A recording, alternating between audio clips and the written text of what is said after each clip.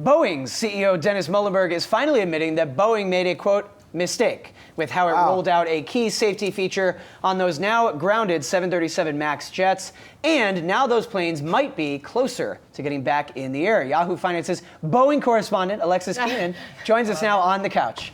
So what is he saying, and is this a surprise? I feel like we kept covering his either statements or his interviews, and it wasn't, we made a mistake. It was, no, here's the problem, something else happened. Well, A, is it a key safety feature? You know, Boeing has always called that into question. And Muilenburg was saying this same type of statement in May to CBS. So it's kind of reiterating this same line. His quote is exactly, we clearly had a mistake in the implementation of the alert. So making a little more progress to maybe owning it there.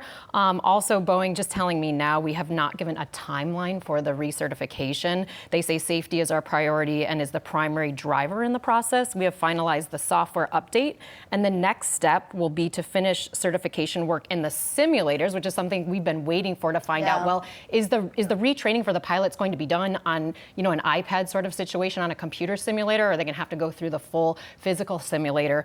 They say that that has to be done ahead of the certification test flights, which will be scheduled with the FAA. So still pending there, though Reuters was reporting that there was this tentative situation where the flights might take place this week. This sounds more to me like it's not going to happen. Alexis, synthesizing what someone in your position right now was saying on the couch is, I think 2 weeks ago, about crisis management and the need for leadership to step up and basically be vocal, because when you're at the top, people are waiting for you to speak. Plus what Dan Halley was talking about with Tim Cook's commencement speech, saying if you're going to create innovation, you have to take responsibility for the actions. How do you feel like Muilenburg has done as the leader as we oversee this crisis overall? You know, I've heard people describe, you know, his critics will say he's very sterile. He's not really making a connection with the families who have been harmed and by the crisis of Lion Air and Ethiopian.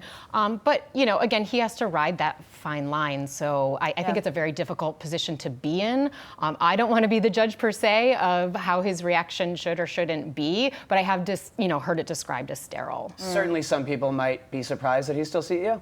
Right. Yeah, there was definitely a call for that to maybe be a change within Boeing, but we haven't seen that yet, and there's not been a lot of talk about that since he addressed shareholders, you know, last month. When you think about the timeline of these flights actually getting back up in the air, and I think we're going to be talking about Airbus being the real beneficiary in light of this Boeing situation, do you feel like it'll happen at the end of this year? Like, will we be able to be back on those planes by the end of 2019, or that timeline will continue to get pushed out? Muilenburg has intimated that that's going to be the case, that, you know, so we've had this kind of deadline in our heads of December of this year. I don't know. There seems to me like I'm still a skeptic. I'm always just waiting for something more concrete here. And look, Airbus now has stepped in. They made an announcement at the Paris Air Show saying that they're going to roll out this new plane that has a range of 4,700 nautical miles.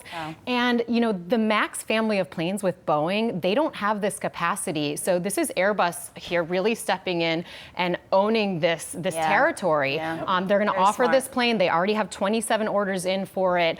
So Boeing has to kind of sit back here a little bit because they have management to deal with the MAX. Time to compete. Exactly. We kept wondering when Airbus would get a win because of all the Boeing drama. Yeah. They were quietly whittling away at their planes. And Reuters just came out with a report within the last hour saying that Boeing is actually going to supply some parts to Airbus planes. Oh, that's the ultimate. To British Airways. And so, you know, maybe they're hedging their bets there, but at least there is a space where they're cooperating and, you know, some more business for Boeing there. Right. All right. Thanks, Alexis. You're welcome.